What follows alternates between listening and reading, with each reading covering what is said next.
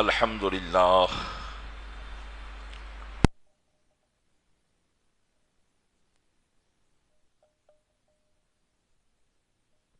به ونتوکل علیہ ونعوذ باللہ من شرور انفسنا ومن سیئات اعمالنا من يهده الله فلا مضل له ومن يضلله فلا هادي له ونشهد أن لا إله إلا الله وحده لا شريك له ونشهد أن سيدنا ومولانا محمدا عبده ورسوله أما بعد فأعوذ بالله من الشيطان الرجيم بسم الله الرحمن الرحيم ولا تقولوا لمن يقتل في سبيل الله أموات بل أحياء ولكن لا تشعرون آمنت بالله صدق الله مولانا العظيم وبلغنا رسوله النبي الأمين المكين الكريم ونحن على ذلك لمن الشاهدين والشاكرين والمطمئنين والحمد لله رب العالمين۔ آئیے سب سے پہلے ہم اور آپ آقا نامدار مدینے کے تاجدار، دونوں عالم کے مالک و مختار، نائب پروردگار، گلشن ہستی کی اولین فصل بہار کے دربار گوہربار میں درود پاک کا قیمتی ہار پیش کریں۔ اللہم صلی علی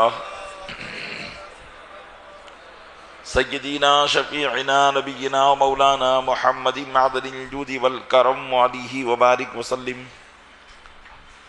عقیدت و محبت کے ساتھ ایک مرتبہ اور پڑھیں، اللہم صلی علی سیدنا شفیعنا نبینا و مولانا محمد معدن الجود والکرم وعلیہ وبارک وسلم۔ گنبد خضراء کے تصور کے ساتھ ایک مرتبہ اور پڑھیں، اللہم صلی علی سیدنا شفیعنا نبینا و مولانا محمد معدن الجود والکرم منبع العلم والحلم والحکم وعلیہ واصحابہ وبارک وسلم صلاة و سلاما سرمدا دائما ابدا علیک یا رسول اللہ۔ الحمدللہ عز و جل، ہم اور آپ سید الشہداء امام عالی مقام امام حسین رضی اللہ تعالی عنہ اور آپ کے دیگر رفقاء و شہدائے کربلا رضوان اللہ تعالی علیہم اجمعین کی بارگاہ میں خراج عقیدت پیش کرنے کے لیے حاضر ہوئے ہیں۔ اللہ تبارک و تعالی اپنے محبوب صلی اللہ علیہ وسلم کے صدقے میں ہمارا یہاں جمع ہونا اپنی بارگاہ میں قبول فرمائے اور ہماری ان محفلوں کو ہمارے لیے ذریعہ نجات بنائے، آمین بجاہ النبی الامین صلی اللہ تعالی علیہ وآلہ واصحابہ التسلیم۔ امام علی مقام امام حسین رضی اللہ تعالی عنہ کی مسلسل یاد آپ حضرات منا رہے ہیں، اور اب امام علی مقام کا سفر شہادت سماعت کرنے کے لیے یقیناً آپ کے قلوب بیتاب ہوں گے کہ ہر سال ہم ان واقعات کو بیان کرتے ہیں، سنتے ہیں، لیکن اللہ تبارک و تعالیٰ نے اپنے محبوب کے ان گھر والوں کی باتوں میں اور ان کے واقعات میں عجیب تازگی رکھی ہے کہ برس ہاں برس گزر گئے، لیکن جب بھی سنو یوں محسوس ہوتا ہے جیسے حادثہ کربلا ابھی ابھی ہوا ہے۔ اللہ تبارک و تعالی ہمیں حقیقی معنوں میں امام علی مقام سے سچی محبت کرنے کی توفیق عطا فرمائے۔ یقیناً محبوبیین کا ذکر وہی سنتے ہیں جو محبوبیین سے محبت کرتے ہیں، اور الحمدللہ ہمیں امام علی مقام سے سچی محبت ہے اور ان کے گھر والوں سے محبت ہے۔ اللہ تبارک و تعالی اس محبت کے صدقے میں ہمارا بیڑا پار لگا دے۔ اب آئیے بلا تمہید اور بلا کسی اور گفتگو کے، کیونکہ میں جب کوئی تمہید باندھنے جاتا ہوں تو سمجھیے کہ 15-20 منٹ اسی میں نکل جاتے ہیں۔ اب میں نہیں چاہتا کہ تمہید کے ذریعے وقت کو نکالوں، بلکہ اب میں چاہتا ہوں کہ اب خصوصیت کے ساتھ آپ کی خدمات میں امام علی مقام کے واقعات کو نقل کرنے کی کوشش کروں۔ درود پاک پڑھے، اللہم صلی علی سیدنا شفیعنا نبینا مولانا محمد معدن الجود والکرم وآلہ وبارک وسلم صلاۃ و سلام علیک یا رسول اللہ۔ مولا کائنات علی مرتضیٰ رضی اللہ تعالی عنہ کے بعد خلافت رسول صلی اللہ علیہ وسلم پر متمکن ہونے والے، جاگزی ہونے والے حضرت امام حسن رضی اللہ تعالی عنہ کی ذات بابرکات تھی۔ امام علی مقام نے 6 ماہ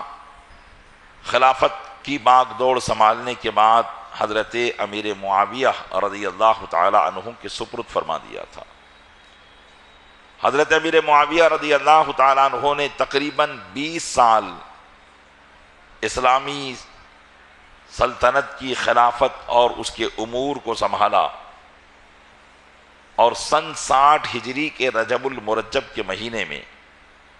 آپ کا وصال ہو گیا۔ آپ نے اپنے بیٹے یزید کو اپنا ولی عہد اور جانشین مقرر کیا، اور امام علی مقام امام حسین رضی اللہ تعالی عنہ اور آپ کے گھر والوں کے ساتھ حسن سلوک کرنے کی وصیتیں کی۔ جیسا کہ تاریخ کی کتابوں میں بھی یہ واقعات نقل ہیں، مقتدر علماء ان باتوں کو بیان کرتے ہیں کہ ہر چند حضرت امیر معاویہ رضی اللہ تعالی عنہ کو یزید کی خفیہ عادتوں کے تعلق سے معلوم نہیں تھا۔ آپ نے یہ وصیت فرمائی تھی کہ جب بھی امام علی مقام تم سے خلافت کا مطالبہ کریں تم انہیں سپرد کر دینا۔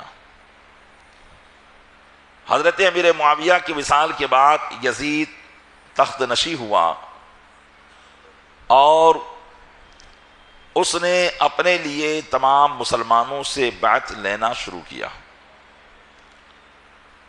امام علی مقام امام حسین رضی اللہ تعالی عنہ اس وقت مدینہ منورہ میں تشریف فرما تھے، اور مدینہ منورہ کے گورنر اس وقت ولید بن عقبہ تھے۔ اس لیے اس نے جہاں دیگر مقامات پر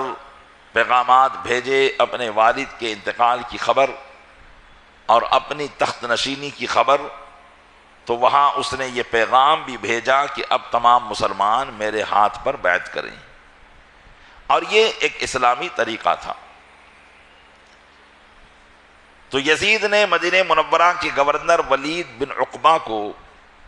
یہ پیغام بھیجا جس میں اپنے والد کے انتقال کی خبر اور اپنی تخت نشینی کا پیغام، اور یہ کہا کہ اہل مدینہ سے میرے لیے بیعت طلب کرو، بالخصوص عبداللہ بن عمر، عبداللہ بن زبیر، عبداللہ بن عباس اور حسین بن علی رضی اللہ تعالی عنہم اجمعین سے، اس لیے کہ اس وقت عالم اسلام میں جلیل القدر صحابہ اکرام اور اہل بیت اعظام میں جو تھے وہ یہ حضرات تھے۔ چونکہ ان کا بیعت کرنا یہ تمام عالم اسلام کے لیے بلا روک ٹوک اور بغیر کسی سوچ اور سمجھ کے بیعت کر لینا تھا، اور اگر یہی حضرات بیعت سے رک گئے تو پھر جو بالخصوص حجاز مقدس کے مسلمان تھے اور بالخصوص عراق کے مسلمان تھے وہ کبھی بھی یزید کے ہاتھ پر بیعت نہیں کرتے، اس لیے اس نے بالخصوص ان حضرات کے نام زد مکتوب لکھا اور کہا کہ ان سے بیعت کا مطالبہ کیا جائے۔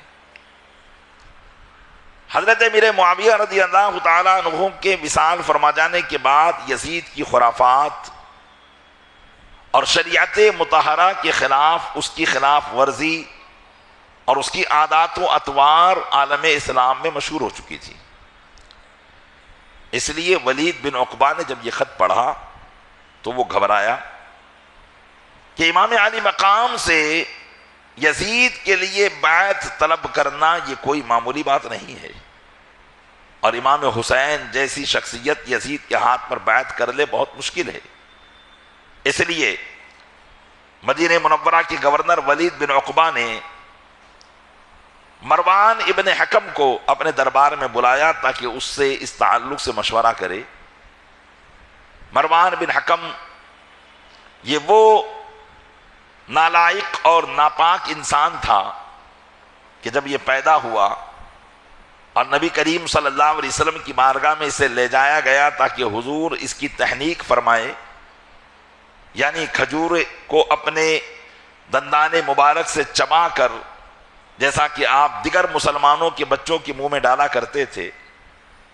ایسے ہی جب اس کو بھی لے جایا گیا تاکہ حضور اس کی تحنیک فرمائیں تو حضور نے فرمایا کہ اسے یہاں سے لے جاؤ، هو الوضع ابن الوضع، یہ گرگٹ کا بیٹا گرگٹ ہے۔ اور حضرت ام المومنین عائشہ صدیقہ رضی اللہ تعالی عنہا فرماتی ہیں کہ نبی کریم صلی اللہ علیہ وسلم نے اس کے باپ کو یعنی حکم کو شہر بدر کر دیا تھا اور فرمایا تھا کہ تمہیں طائف میں رہنا ہے، اور حضور اکرم صلی اللہ علیہ وسلم نے اس پر لعنت فرمائی تھی۔ حضرت ام المومنین فرماتی ہیں کہ اس وقت یہ اپنے باپ کی پشت میں تھا تو حضور کی لعنت اس کو بھی شامل ہوئی، ایسے شخص سے خیر کی کیا امید ہو سکتی تھی؟ لیکن ولید بن عقبہ نے جب مروان ابن حکم کو مشورے کے لیے طلب کیا تو مروان بن حکم نے کہا کہ اگر میری بات مانو تو اسی وقت حسین کو بلاؤ اور ان سے بیعت لو، اگر دیر ہو گئی تو معاملہ بہت آگے بڑھ چکا ہوگا۔ ولید بن عقبہ نے امام علی مقام امام حسین رضی اللہ تعالیٰ عنہ کے پاس اپنا قاصد بھیجا اور کہا کہ ہم آپ کو کسی ضروری کام اور اہم کام کے لیے طلب کر رہے ہیں۔ حضرت امام علی مقام رضی اللہ تعالیٰ عنہ نے اپنے چند ساتھیوں کو اپنے ساتھ لیا اور فرمایا کہ میرے ساتھ چلو، اور پھر جب گورنر ہاؤس پہنچے تو ارشاد فرمایا کہ میں اکیلا اندر جاتا ہوں، لیکن اگر میری آواز بلند ہوتے پاؤ تو تم سب بھی اندر چلے آنا۔ حضرت امام علی مقام امام حسین رضی اللہ تعالیٰ عنہ اندر تشریف لے گئے۔ ولید بن عقبہ نے امام علی مقام امام حسین رضی اللہ تعالیٰ عنہ کے سامنے یزید کا خط پڑھ کر سنایا اور بیعت کا مطالبہ کیا تو امام علی مقام رضی اللہ تعالیٰ عنہ نے فرمایا کہ میرے جیسے آدمی سے اس طرح چھپ کر بیعت کا مطالبہ کرنا درست نہیں ہے، جب تم کل صبح سارے مسلمانوں سے بیعت کا مطالبہ کرو گے اس وقت میں سوچوں گا کہ مجھے کیا کرنا ہے، اس لیے مجھے ابھی جانے دیا جائے۔ ولید بن عقبہ امام علی مقام کے مقام کو جانتا تھا، اس لیے اس نے کہا کہ حضور جیسی آپ کی مرضی، آپ تشریف لے جائیں۔ تو مروان ابن حکم نے کہا کہ او ولید بن عقبہ، اگر تمہیں ان سے بیعت لینا ہے تو ابھی لے لو، ورنہ اگر یہ یہاں سے چلے گئے تو میدان ان کا ہوگا، لوگ ان کی بات مانیں گے، تمہاری بات کوئی نہ مانے گا۔ اگر یہ بیعت کرتے ہو تو ٹھیک ہے، ورنہ ان کو ابھی قتل کر دیا جائے۔ حضرت امام علی مقام رضی اللہ تعالیٰ عنہ نے فرمایا، او ابن مرجانہ کے بیٹے، تو مجھے قتل کی دھمکی دیتا ہے؟ تجھ سے کیا خیر کی امید رکھی جا سکتی ہے؟ یہ کہنے کے بعد حضرت امام علی مقام گورنر ہاؤس سے باہر نکل گئے۔ تو ولید بن عقبہ سے مروان نے کہا کہ میں آپ کو کہہ رہا ہوں کہ ان سے ابھی پکڑو اور ابھی بیعت کرو، لیکن امام علی مقام اس وقت تک باہر جا چکے تھے۔ آپ اپنے گھر پر تشریف لائے اور گھر والوں سے ارشاد فرمایا کہ لگتا ہے ہمیں اب مدینہ منورہ سے مکہ مکرمہ کی طرف کوچ کرنا ہوگا، اور گھر والوں کو سارے حالات بتائے اور تیاری کا حکم دیا۔ دوسرے دن ولید بن عقبہ نے پھر امام علی مقام کے پاس اپنا قاصد بھیجا، تو امام علی مقام امام حسین رضی اللہ تعالیٰ عنہ نے ارشاد فرمایا کہ ابھی تو میں نہیں آ سکتا ہوں، آئندہ دنوں میں سوچوں گا کہ کیا کرنا ہے۔ یہ کہنے کے بعد رات ہی میں امام علی مقام رضی اللہ تعالیٰ عنہ نے اپنے گھر والوں سے رخصت کا حکم دیا اور ساری تیاری کر کے رات ہی میں مکہ مکرمہ کی طرف آپ روانہ ہو گئے۔ مکہ مکرمہ کی طرف روانہ ہونے سے پہلے نبی کریم صلی اللہ علیہ وسلم کے مزار اقدس پر حاضر ہوئے اور نبی کریم صلی اللہ علیہ وسلم سے اجازت چاہی اور رو کر اپنے نانا جان کو اپنے دل کی کیفیات کو بیان کی، اور نبی کریم صلی اللہ علیہ وسلم سے اجازت لے کر مکہ مکرمہ روانہ ہوئے۔ مدینہ منورہ وہ مقدس ہستی ہے، وہ مقدس بستی ہے جس کے تقدس کو ہر مسلمان جانتا ہے، اور اللہ کے نبی صلی اللہ علیہ وسلم کے نزدیک سب سے محبوب بستی وہ ہوا کرتی ہے جس بستی میں اللہ کے نبی کا وصال ہوا ہو۔ تو اسے پتا چلتا ہے کہ حضور کی سب سے محبوب بستی جو تھی وہ مدینہ منورہ ہے، لیکن امام علی مقام کے لیے حالات ایسے کھڑے کر دیے گئے کہ آپ کو مدینہ منورہ کو کوچ کرنا ہو رہا ہے۔ چنانچہ امام علی مقام رضی اللہ تعالیٰ عنہ مدینہ منورہ سے مکہ مکرمہ کی طرف رواں دواں ہوئے اور مکہ مکرمہ تشریف لے آئے۔ جب امام علی مقام مدینہ منورہ سے روانہ ہوئے اور مکہ معظمہ پہنچے، یہ دن شعبان المعظم کی 4 تاریخ کا تھا اور سن 60 ہجری۔ حضرت امام علی مقام جب مکہ پہنچے تو مکہ کے لوگوں کو آپ کی تشریف آوری کا علم ہوا، اور آپ کی ذات کوئی ڈھکی چھپی ذات تو تھی نہیں، سارے عالم اسلام کے لوگ آپ کی عزت کرتے تھے، اور خاندان نبوت میں اگر اب کوئی جلیل القدر چشم و چراغ باقی تھا تو وہ امام علی مقام رضی اللہ تعالیٰ عنہ کی ذات تھی۔ اس لیے مکہ کے لوگوں کو جب پتا چلا کہ نواسے رسول و شہزادے رسول جناب حضرت امام حسین مکہ مکرمہ تشریف لے آئے ہیں تو ان کی خوشی کی انتہا نہ رہی۔ جہاں آپ نے قیام فرمایا تھا لوگ روزانہ آپ سے ملاقات کے لیے آتے، لوگوں کی ملاقات کا ایک تانتا بن گیا تھا۔ امام علی مقام چاہتے تو مکہ مکرمہ میں رہ کر اپنی ایک فوج تیار کر سکتے تھے اور یزید کے ساتھ لڑ سکتے تھے، لیکن امام علی مقام رضی اللہ تعالیٰ عنہ کو ایسا کوئی قدم نہ اٹھانا تھا جس سے نانا جان کی امت میں واپس انتشار برپا ہو جائے، جو انتشار پہلے برپا ہو چکے تھے۔ اس لیے امام علی مقام رضی اللہ تعالیٰ عنہ مکہ مکرمہ میں ایک پناہ گزی کی حیثیت سے رہے۔ ادھر جب آپ مکہ مکرمہ تشریف لے آئے تو ادھر کوفہ شہر میں جہاں پر پہلے سے حضرت مولا کائنات علی مرتضیٰ رضی اللہ تعالیٰ عنہ سے محبت کرنے والے لوگ موجود تھے، یہ کوفہ شہر سن 14 ہجری میں حضرت سعد بن ابی وقاص نے حضرت عمر فاروق اعظم کے حکم سے بسایا تھا، اور اس کے بسانے کی وجہ یہ تھی کہ جس وقت ایران میں یعنی ملک فارس میں جنگ جاری تھی، مسلمان سپاہیوں کے لیے ایک اچھی جگہ درکار تھی جہاں پر ان کو بسایا جائے، تو ان صحابہ کرام کو بسانے کے لیے، مسلمان سپاہیوں کو بسانے کے لیے کوفہ شہر کی بنیاد رکھی گئی تھی، اور سن 14 ہجری میں اس کی بنیاد رکھی تھی، اور سن 16 ہجری میں اس کی آباد کاری کا کام پورا ہوا تھا۔ اور حضرت مولا کائنات علی مرتضیٰ رضی اللہ تعالیٰ عنہ نے بھی مدینہ منورہ سے کوچ فرما کر کوفہ کو اپنے دور خلافت میں اپنا دارالسلطنت بنایا تھا۔ اسلامی حکومت کا کیپٹل آپ کے زمانے میں کوفہ شہر تھا، چنانچہ اس لیے کوفہ کے لوگ حضرت مولا کائنات سے بڑی محبت کرتے تھے، امام حسن سے بھی محبت کرتے تھے اور امام حسین سے بھی محبت کرتے تھے۔ جب کوفہ کے لوگوں کو پتا چلا کہ حضرت امام علی مقام امام حسین رضی اللہ تعالی عنہ مدینہ منورہ سے کوچ فرما کر مکہ مکرمہ میں تشریف لے آئے ہیں، تو سب لوگ مختار بن ابو عبیدہ ثقفی کے گھر پر جمع ہوئے، اور وہاں پر سلیمان بن سرد بھی موجود تھے۔ انہوں نے لوگوں کے سامنے حضرت امیر معاویہ کے انتقال کی خبر سنائی، اور یزید کی تخت نشینی کا پیغام بھی پہنچایا، اور یہ کہا کہ اے لوگو، امام حسین نے یزید کے ہاتھ پر بیعت کرنے سے انکار کر دیا ہے، اور وہ اسی وجہ سے مدینہ منورہ سے مکہ مکرمہ آ گئے ہیں، لہٰذا آپ ان کے والد کے بھی شیعہ ہو، ان کے بھائی کے بھی شیعہ ہو، اور ان سے بھی محبت کرنے والے ہو، اگر تم چاہتے ہو کہ ہم ان کو یہاں پر بلا کر ان کا سپورٹ کریں، ان سے بیعت کریں اور ان کے ساتھ مل کر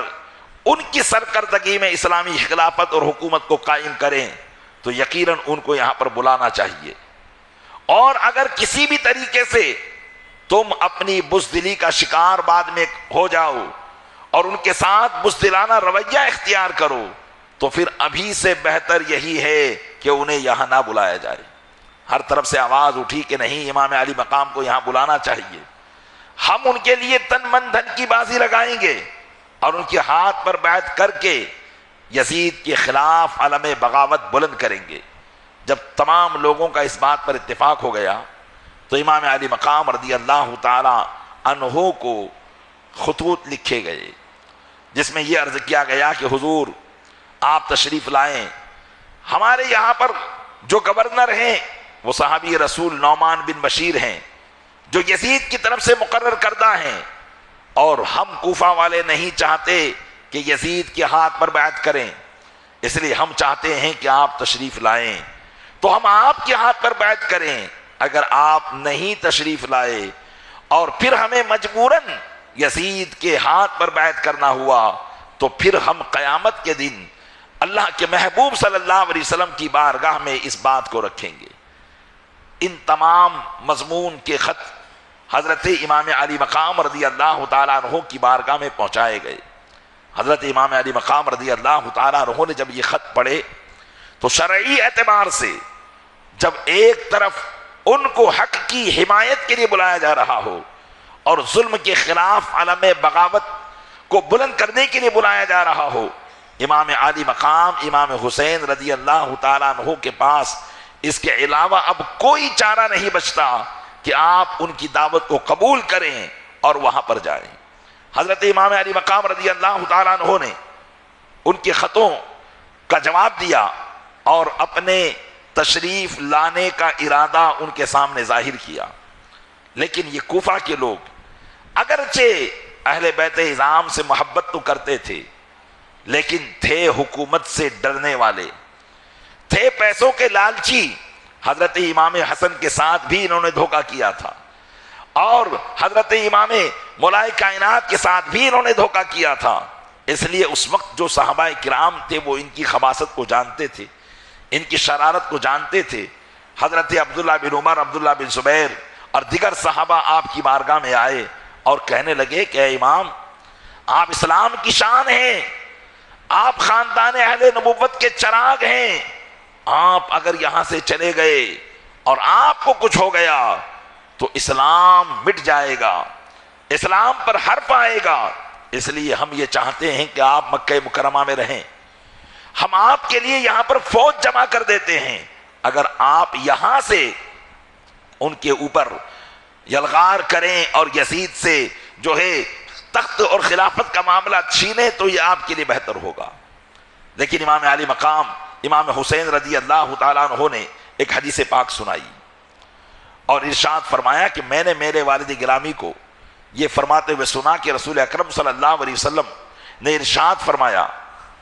کہ مکہ کے اندر ایک مینڈا ہوگا جو مکے کی حرمت کو حلال کر دے گا۔ حضرت امام علی مقام نے فرمایا وہ مینڈا میں نہیں بننا چاہتا ہوں، اس لیے کہ مکہ مکرمہ اللہ کا وہ شہر ہے جہاں قتل و غارت گری بھی حرام، بلکہ ایک شکاری جانور کا شکار بھی جہاں پر حرام ہو جایا کرتا ہے۔ بہت سی پابندیاں مسلمانوں پر وہاں عائد کر دی جاتی ہے۔ اللہ تعالیٰ نے اپنے اس شہر کو معظم اور محترم فرمایا ہے، اس لیے آپ نے کہا کہ حدیث پاک میں نے سنی ہے، اس لیے میں اس کی حرمت کو حلت سے نہیں بدلنا چاہتا ہوں۔ جب لوگوں نے دیکھا کہ حضرت امام علی مقام بزد ہیں اور کسی بھی طریقے سے جانے کے لیے تیار ہیں تو انہوں نے مشورہ دیا کہ ٹھیک ہے، اگر آپ جانا ہی چاہتے ہیں تو پہلے وہاں کے حالات کو معلوم کر لیں، آپ اپنا کسی کو نائب بنا کر وہاں بھیج دیں، آپ کا نائب وہاں جائے گا، وہاں کے حالات معلوم کرے گا اور پھر جو حالات ہوں گے وہ آ کر بتائے گا۔ اگر حالات درست ہوئے تو ہم بھی آپ کے ساتھ وہاں چلیں گے۔ چنانچہ امام علی مقام رضی اللہ تعالیٰ عنہ نے اپنے وکیل اور اپنے نائب اور خلیفہ بنانے کے لیے جن کا انتخاب کیا وہ آپ ہی کے چچا زاد بھائی حضرت مسلم بن عقیل رضی اللہ تعالیٰ عنہ تھے۔ حضرت مسلم بن عقیل رضی اللہ تعالیٰ عنہ کو امام علی مقام نے اپنے سے پہلے کوفہ کی طرف روانہ کیا۔ حضرت امام مسلم رضی اللہ تعالیٰ عنہ جب کوفہ پہنچے، آپ کا قیام مختار بن ابو عبیدہ ثقفی کے گھر پر رکھا گیا، اور جب کوفہ کے لوگوں کو معلوم ہوا تو ہر طرف سے کوفہ کے لوگ جوک در جوک آ کر بڑی جوش عقیدت اور محبت کے ساتھ آپ کے ہاتھ پر امام علی مقام کی بیعت کرنے لگے، یہاں تک کہ ایک دن میں کوفہ کے 12,000 لوگوں نے امام علی مقام امام حسین کے دست حق پرست پر بیعت کی، اور پھر ہزاروں کی تعداد میں لوگ بیعت کرنے لگے۔ جب حضرت امام عقیل مسلم بن عقیل رضی اللہ تعالیٰ عنہ نے دیکھا کہ یہاں کے حالات تو بڑے خوشگوار ہیں اور یہاں کے لوگ امام حسین رضی اللہ تعالیٰ عنہ سے بڑی محبت کا اظہار کر رہے ہیں، جب انہوں نے مجھے یہ عزت دی ہے تو امام حسین کی عزت کا کیا معاملہ ہوگا۔ آپ نے وہاں کے حالات کو دیکھ کر فوراً امام علی مقام رضی اللہ تعالیٰ عنہ کو خط لکھ دیا اور فرمایا کہ بھائی جان، یہاں کے حالات بڑے خوشگوار ہیں، آپ تشریف لے آئیں، یہ آپ کے لیے ہر طریقے کی قربانی پیش کرنے کے لیے تیار ہیں۔ ادھر حضرت مسلم بن عقیل نے خط لکھ دیا۔ کوفہ کے گورنر اس وقت یزید کی طرف سے صحابی رسول حضرت نعمان بن بشیر رضی اللہ تعالیٰ عنہ تھے۔ جب ان کو پتا چلا کہ لوگوں نے یزید کی بیعت کو چھوڑ کر امام علی مقام کی بیعت امام مسلم بن عقیل کے ہاتھ پر کر لی ہے، تو حضرت نعمان بن بشیر رضی اللہ تعالیٰ عنہ کوفہ کی جامع مسجد پر کھڑے ہوئے اور منبر پر تشریف لائے اور لوگوں کو جمع کیا اور لوگوں کو فرمایا کہ لوگوں، یہ صحیح نہیں ہے کہ یزید کی خلافت کو چھوڑ کر آپ کسی اور کی خلافت کو قبول کریں۔ آپ نے ان کو سمجھایا کہ اگر یزید کو یہ بات پتہ چلے گی تو وہ ہو سکتا ہے کہ تمہیں تکلیف پہنچائے۔ حضرت نعمان بن بشیر بڑی آہستگی کے ساتھ ان باتوں کو پیش کر رہے تھے کہ ایک یزید کا بہی خاں وہاں موجود تھا، وہ کھڑا ہوا اور کہنے لگا، اے نعمان بن بشیر، آپ اتنی آسانی سے سمجھا رہے ہیں اور ادھر حکومت کے خلاف سازشیں چل رہی ہے، آپ ان پر سختی کیجئے ورنہ آپ بھی یزید کے دربار میں پیش کیے جائیں گے۔ حضرت نعمان بن بشیر نے فرمایا، اس سے بہتر یہی ہے کہ میں وہاں ذلیل ہو کر جاؤں اور امام حسین رضی اللہ تعالیٰ عنہ کے ہاتھ پر بیعت کرنے سے لوگوں کو دھمکاؤں، یہ میرا کام نہیں ہے، کیونکہ حضرت نعمان بن بشیر صحابی رسول تھے، یہ ساری باتوں کو جانتے تھے۔ جب حضرت نعمان بن بشیر نے کوئی دوسری کاروائی نہیں کی تو پھر اس یزید کے آدمی نے یزید کو خط لکھا اور کہا کہ یزید یہاں کوفہ میں تیرے خلاف مہم تیار کی جا رہی ہے اور لشکر تیار کیے جا رہے ہیں، اور تیری طرف سے جو مقرر کردہ نعمان بن بشیر گورنر ہیں انہوں نے اس کے خلاف کوئی کاروائی نہیں کی ہے۔ اگر تو اپنا تخت بچانا چاہتا ہے تو فوراً یہاں پر کسی اور کو گورنر مقرر کر دے۔ یزید کو جب یہ خط پہنچا تو یزید اس بات سے بڑا پریشان ہوا، اس نے فوراً اپنے مشیروں کو بلایا اور ان سے مشورہ طلب کیا کہ ایسے موقع پر کیا کرنا چاہیے۔ تو ان لوگوں نے اسے مشورہ دیا کہ نعمان بن بشیر کو برخاست کر دو، معزول کر دو، اور ان کی جگہ پر عبید اللہ ابن زیاد جو کہ بصرہ کا گورنر ہے اس کو وہاں کا بھی گورنر بنا دیا جائے۔ یزید کو یہ بات بڑی پسند آئی، اس لیے کہ عبید اللہ بن زیاد بڑا ڈھیٹ قسم کا آدمی تھا۔ لوگوں نے کہا کہ اگر عبید اللہ ابن زیاد کو تم کوفہ کا گورنر بنا دو گے تو پھر وہ کسی کی نہیں سنے گا اور جیسا تم کہو گے ویسا ہی وہ کرے گا۔ چنانچہ یزید نے اپنا قاصد فوراً روانہ کیا۔ قاصد عبید اللہ ابن زیاد کے پاس آیا اور اس نے کہا کہ تم یہاں سے اپنے بھائی کو اپنا نائب بنا کر کوفہ کی طرف جاؤ اور کوفہ میں نعمان بن بشیر کو اس منصب سے معزول کر کے تم گورنر بن جاؤ، اور جو لوگ بھی یزید کی حکومت کے خلاف وہاں سازش کر رہے ہیں ان کو فوراً گرفتار کر کے یا قتل کر کے یزید کے دربار میں بھجوا دو۔ عبید اللہ بن زیاد یہ پہلے سے بدنہاد تھا، فوراً اس کام کے لیے تیار ہو گیا۔ اپنے بھائی کو اس نے وہاں کا گورنر مقرر کیا اور خود کوفہ کی طرف چلا گیا۔ جب ایسے راستے پر پہنچا جہاں سے بصرہ کی طرف سے اور مکہ مکرمہ کی طرف سے راستہ ملتا تھا، اس نے اس راستے کو چھوڑ کر وہ مکہ مکرمہ کے راستے کی طرف چلا گیا اور اپنے ساتھیوں کو اس نے چھوڑ دیا اور خود حجازی لباس پہنا۔ یعنی مکہ مکرمہ اور مدینہ منورہ کے لوگ اس وقت جو لباس زیب تن کیا کرتے تھے وہ لباس اس نے پہنا اور اپنے منہ پر ایک نقاب ڈال لیا، اور مغرب کے وقت کوفہ شہر میں وہ داخل ہوا۔ چونکہ روزانہ کوفہ کے لوگ دروازے کوفہ پر آتے اور شام تک امام علی مقام امام حسین کا انتظار کرتے تھے، لیکن جب سورج غروب ہو جاتا تو وہ واپس چلے جایا کرتے تھے۔ عادت کے مطابق کوفہ کے لوگ امام علی مقام کا انتظار کر رہے تھے، لیکن جیسے ہی سورج غروب ہونے لگا تو دور سے گرد و غبار اڑنے کی جو ہے آثار نظر آئے، چنانچہ وہ انتظار کرنے لگے۔ جب دیکھا کہ کوئی حجاز مقدس کی طرف سے یعنی مکہ مکرمہ کی طرف سے کوئی سواری آ رہی ہے اور اس کے ساتھ اور بھی کچھ لوگ ہیں تو وہ یہ سمجھے کہ یہ حضرت امام حسین تشریف لے آئے ہیں۔ چنانچہ مرحبا یا ابن رسول اللہ کے نعرے لگنے لگے اور ابن زیاد کا استقبال ہونے لگا۔ جب کوفہ کے لوگوں کو پتا چلا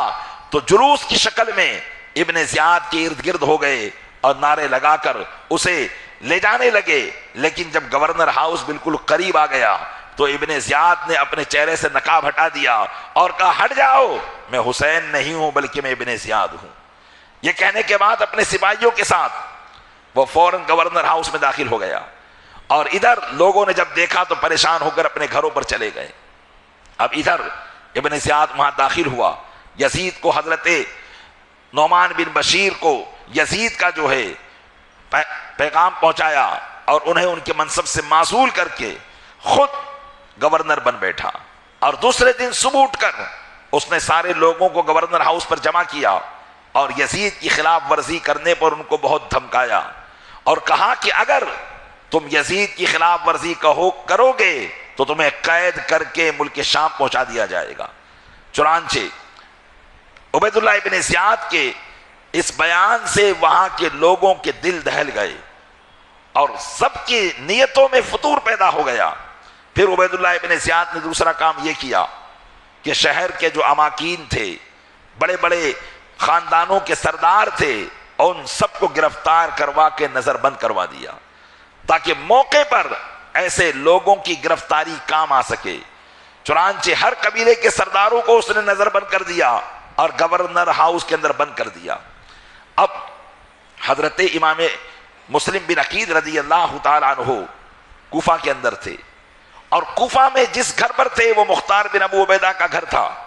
اور یہ لوگوں کے درمیان بڑا مشہور ہو چکا تھا کہ حضرت امام مسلم بن عقیل مختار بن ابو عبیدہ کے گھر پر ہیں، اس لیے آپ نے چاہا کہ اس سے پہلے کہ ابن زیاد میرے تعلق سے خبر گیری کرے مجھے جگہ بدل لینی چاہیے۔ چنانچہ حضرت امام مسلم بن عقیل اپنے ایک چاہنے والے حضرت ہانی بن عروہ رضی اللہ تعالیٰ عنہ کے گھر پر منتقل ہو گئے۔ ادھر ابن زیاد نے اپنے کارندوں کو، جاسوسوں کو پھیلا دیا کہ حضرت مسلم بن عقیل رضی اللہ تعالیٰ عنہ کو کسی بھی طریقے سے پکڑ کر لایا جائے، لیکن کئی دن ہو گئے تھے، پتہ نہیں چل پاتا تھا کہ حضرت مسلم بن عقیل کن کے گھر پر تشریف فرما ہے، اس لیے کہ ہانی بن عروہ رضی اللہ تعالیٰ عنہ نے یہ انتظام کر رکھا تھا کہ وہ کسی کو اپنے گھر میں آنے نہیں دیتے تھے، صرف وہی آتے تھے جو حضرت مسلم بن عقیل کے معتمد علیہ تھے، جن پر ان کو بھروسہ تھا، وہی لوگ وہاں آیا کرتے تھے، پورے دن آپ کی بارگاہ میں رہتے، محفلیں لگتی اور پھر چلے جایا کرتے تھے۔ چنانچہ جب ابن زیاد ناکام ہو گیا اور کئی دن تک حضرت امام مسلم بن عقیل کا وہ سراغ نہ لگا پایا، تو اس نے اپنے ایک غلام کو جو ملک شام کا رہنے والا تھا، جس کا نام ماقل تھا، اس کو بلایا اور اسے 3000 درہم کی تھیلی دی اور کہا کہ لے جاؤ یہ 3000 درہم اور مسلم بن عقیل کا پتہ لگاؤ۔ ماقل فوراً اٹھا اور کوفہ کی جامع مسجد میں جا کر نمازیں پڑھنے لگا۔ ظہر کی نماز کا وقت تھا، سارے لوگ نماز پڑھ پڑھ کے چلے گئے۔ ایک بزرگ تھے جن کا نام مسلم بن اوسجہ اسدی تھا، وہ وہیں نماز پڑھنے کے لیے بیٹھے رہے، ورد و وظائف میں مشغول تھے۔ ماقل نے جب دیکھا کہ مسلم بن اوسجہ تنہا ہے، وہ ان کے پاس گیا اور کہا کہ بھائی میں ملک شام سے آیا ہوں اور مجھے پتا چلا ہے کہ خاندان اہل بیت کے یہاں کوئی بزرگ آئے تھے جو پریشانی کے عالم میں ہیں اور کسی جگہ پر چھپے ہوئے ہیں، میں چاہتا ہوں کہ میرے پاس یہ 3000 درہم ہے، میں ان کی خدمت میں پیش کر دوں تاکہ ایسے تکلیف والے وقت میں ان کو کام آ سکے۔ حضرت مسلم بن اوسجہ نے کہا کہ یہاں اور بھی لوگ تو تھے، تو ان سے بھی پوچھ لیتا، مجھ سے پوچھنے کی وجہ کیا ہے؟ تو اس نے کہا چونکہ میں نے آپ کے چہرے پر نورانیت کے آثار دیکھے تو میرے دل نے کہا کہ آپ بھی اہل بیت سے محبت کرنے والے ہوں گے۔ تو حضرت مسلم بن اوسجہ اس کے دعو کو نہ سمجھ سکے، آپ نے کہا کہ تو نے صحیح پہچانا ہے کہ میں بھی ان کا ماننے والا اور ان کا چاہنے والا ہوں۔ چنانچہ ماقل کو لے کر وہ حضرت امام مسلم بن عقیل کی بارگاہ میں لے گئے۔ یہ وہاں پہنچا اور فوراً اس نے آپ کی بارگاہ میں 3000 درہم نظر پیش کیے، آپ کے ہاتھ پر بیعت کی، اور اب روزانہ کا معمول ہو گیا کہ صبح جلدی سے آتا اور آپ کی خدمت کرتا اور شام دیر تک آپ کی خدمت میں رہتا، اور پھر جانے کے بعد پورے دن جو بھی یہاں پر پروگرامات ہوئے، بات چیت ہوئی، گفتگو ہوئی، وہ ساری باتوں کی خبر ابن زیاد کو دے دیا کرتا تھا۔ ہانی بن عروہ جن کے گھر پر حضرت امام مسلم تشریف فرما تھے، یہ ابن زیاد کے پرانے دوست تھے، اور جب بھی ابن زیاد کوفہ آتا سب سے پہلے ان سے ملاقات ہوتی تھی، لیکن چونکہ ہانی بن عروہ کے گھر پر امام مسلم تھے، اس لیے ہانی بن عروہ اب کی مرتبہ ابن زیاد سے ملنے نہیں گئے تھے، اور شہر میں یہ بات مشہور کر دی تھی کہ ہانی بن عروہ کافی بیمار ہیں۔ لہذا جب ابن زیاد کو پتا چلا کہ میرے جگری دوست ہانی بن عروہ کے گھر پر ہی مسلم بن عقیل تشریف فرما ہے، تو اس نے ہانی بن عروہ کو اپنا قاصد بھیج کر بلوایا، چونکہ حضرت ہانی بن عروہ کے دل میں ابن زیاد کے تعلق سے، اپنے تعلق سے کوئی ایسی بات نہیں تھی، اس لیے آپ بلا خوف و خطر اس سے ملاقات کرنے کے لیے گئے۔ لیکن جب آپ وہاں پہنچے اور ہانی بن عروہ نے ابن زیاد کو سلام کہا، اس نے سلام کا جواب نہ دیا اور بڑے شاطرانہ انداز میں کہا کہ ہانی بن عروہ، تم نے اپنے گھر کو حکومت کے خلاف اڈا بنا رکھا ہے، تم اپنے گھر پر رہ کر سازش کر رہے ہو، اور مسلم بن عقیل کو تم نے اپنے گھر پر ٹھہرا رکھا ہے جو کہ حکومت کا دشمن ہے۔ حضرت ہانی بن عروہ نے پہلے تو ٹال مٹول سے کام لیا اور اسے منع کرتے رہے،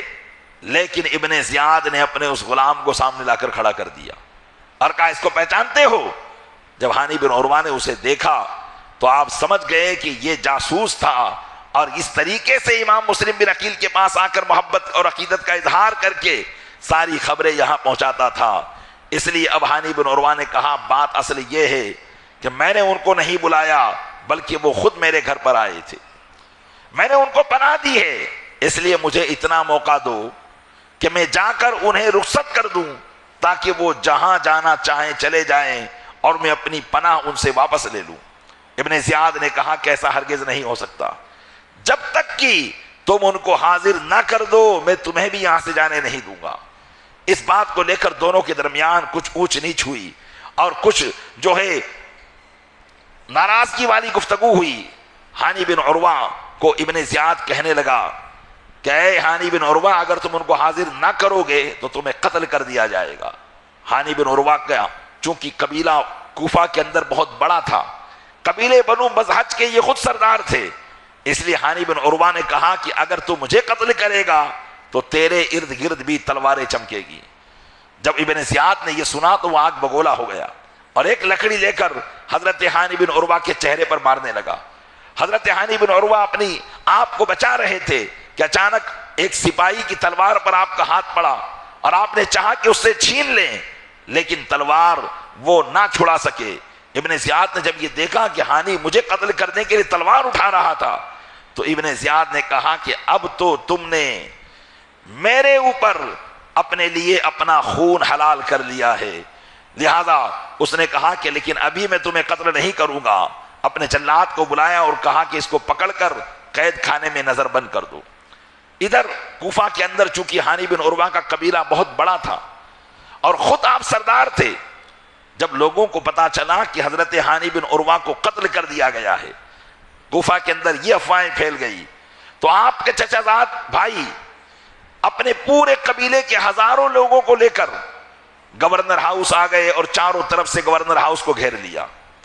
اور انتقام انتقام کے نعرے لگانے لگے اور کہنے لگے کہ تم نے ہمارے سردار ہانی بن عروہ کو قتل کیا ہے، ہم اس کا بدلہ لیں گے۔ تو ابن زیاد نے جب یہ دیکھا اور ماحول کو ملاحظہ کیا تو گھبرا گیا۔ اس نے کہا کہ ہانی بن عروہ زندہ ہے، وہ مرے نہیں ہیں، ان کو قتل نہیں کیا گیا ہے، لیکن کوئی ان کی بات ماننے کے لیے تیار نہیں تھا۔ اس لیے قاضی شریح جو کوفہ کے قاضی تھے، اس نے قاضی شریح سے کہا کہ آپ ہانی بن عروہ کو دیکھ لیجئے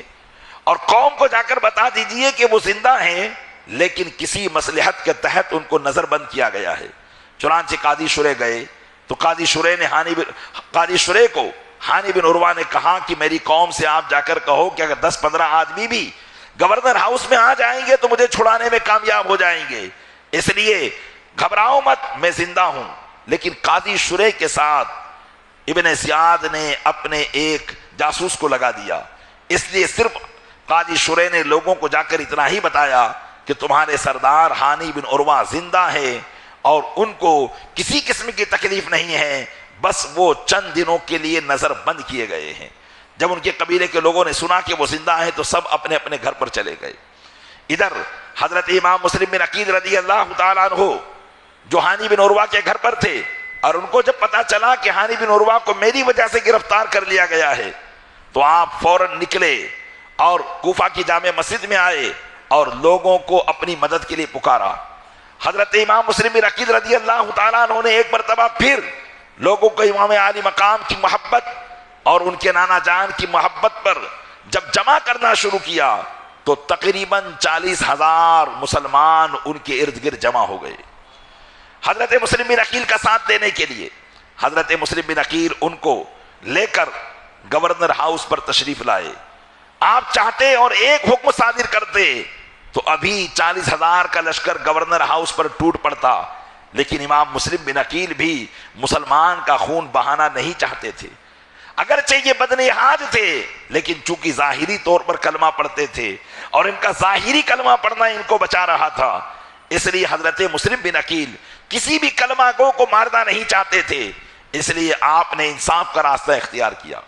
اور ابن زیاد سے گفتگو کرنے کا جو ہے اسے پیغام پہنچایا کہ ہم تجھ سے گفتگو کرنا چاہتے ہیں۔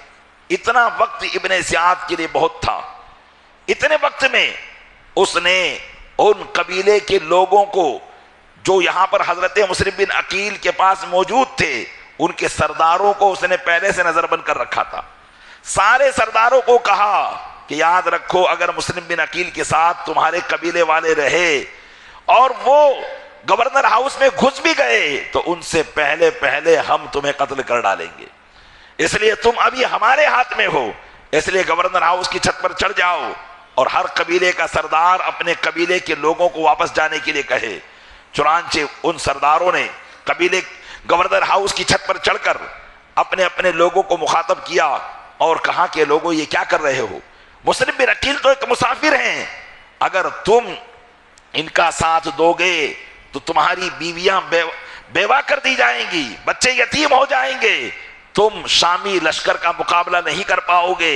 اور اگر تم نے ساتھ دیا اور کسی بھی طریقے سے گورنر ہاؤس پر حملہ بھی کر لیا تو تمہارے ہم تک پہنچنے سے پہلے ہمیں قتل کر دیا جائے گا۔ جب قوم نے اپنے سرداروں کا اس طرح رونا گڑ گڑانا سنا تو ان کے دلوں سے حضرت امام مسلم بن عقیل کی محبت نکل گئی۔ ابھی تک جو حضرت امام مسلم بن عقیل رضی اللہ تعالیٰ عنہ کے ساتھ ایڑی چوٹی کا زور لگانے کے لیے تیار تھے، اب وہ دھیرے دھیرے حضرت امام مسلم بن عقیل سے روانہ ہونے لگے۔ روایت میں آتا ہے کہ ظہر کے وقت 40,000 کا لشکر تھا، لیکن حضرت امام مسلم بن عقیل نے جب مغرب کی نماز پڑھائی اور مغرب کی نماز میں آپ کے پیچھے 500 لوگ باقی تھے، لیکن جب آپ نے مغرب کا سلام پھیرا ہے تو سارے کوفی لا یوفی جو وعدے کے خلاف کرنے والے تھے وہ سب کے سب غائب ہو چکے تھے۔ اب تنہا مسجد کے اندر حضرت امام مسلم بن عقیل رضی اللہ تعالیٰ عنہ تھے، دروازے بند ہو چکے تھے، شہر پر خوف و ہراس کا ماحول تھا، اس لیے سارے لوگ اپنے اپنے گھر میں جا کر چھپ چکے تھے۔ حضرت امام مسلم بن عقیل رضی اللہ تعالیٰ عنہ بھی نکلے اور کوفہ کی گلیوں میں ڈھونڈ رہے تھے کہ کوئی گھر کھلا ملے تو میں کچھ پانی طلب کروں، لیکن سارے دروازے بند ہو چکے تھے۔ وہ قوم جس نے حضرت امام مسلم بن عقیل کو امام حسین کا نائب بنا کر بلوایا تھا اور جن کے ہاتھ پر آپ نے لوگوں نے بیعت کی تھی، آج ان کے لیے سارے دروازے بند کر دیے گئے تھے۔ چنانچہ حضرت امام مسلم بن عقیل گلیوں میں گھوم رہے تھے کہ ایک عورت اپنے گھر کے باہر سیڑھی پر بیٹھی ہوئی تھی جس کا نام طوعا تھا۔ اس کو جا کر حضرت امام مسلم نے فرمایا کہ اے خاتون، اگر مجھے پانی پلا سکتی ہو تو پانی پلاؤ۔ وہ پانی لے کر آئی اور حضرت امام مسلم بن عقیل کو اس نے پانی پیش کیا، آپ نے پانی پیا اور پھر وہ برتن رکھنے اندر گئی، اور جب واپس آئی تو حضرت امام مسلم وہی تشریف فرما تھے۔ اس نے پوچھا کہ پانی پی لیا ہے، اب یہاں سے آپ جائیے۔ وہ حضرت امام مسلم کو پہچانتی نہیں تھی، نام تو سنا تھا لیکن کبھی زیارت نہیں کی تھی۔ حضرت امام مسلم بن عقیل نے فرمایا کہ گھر تو وہ جاتا ہے جس کا کوئی گھر ہوتا ہے، میں تو یہاں مسافر ہوں، میرا تو کوئی گھر ہی نہیں ہے۔ اس نے پوچھا کہ آخرکار تم ہو کون؟ کہا میں امام حسین کا چچا زاد بھائی مسلم بن عقیل ہوں۔ جب اس بڑھیا نے سنا تو وہ محبان اہل بیت میں سے تھی، اہل بیت سے محبت کرنے والی میں سے تھی۔ اس نے سوچا کہ آپ ہی مسلم بن عقیل ہو، تو اپنے دل میں کہا اے تو آج تیری زندگی کی معراج ہے، اگر تو نبی کے خاندان کے کسی ایک فرد کا سہارا بن جائے گی تو تیرے لیے آسانیاں ہو جائے گی۔ چنانچہ اس نے جب حضرت مسلم بن عقیل کا نام سنا فوراً حضرت سے کہا آپ میرے گھر میں تشریف لائیے۔ حضرت امام مسلم بن عقیل کے لیے اس نے اپنے خاص کمرے کے اندر آپ کے لیے بچھونا بچھویا اور اس میں آپ تشریف فرما رہے۔ کھانا اس نے پیش کیا لیکن حضرت امام نے کھانا نہیں کھایا۔ اس کے بعد حضرت طوعا جو عورت تھی وہ اپنے کمرے میں آ گئی۔ اس کا بیٹا بار بار جو گھر سے باہر گیا ہوا تھا اور بڑا آوارہ قسم کا تھا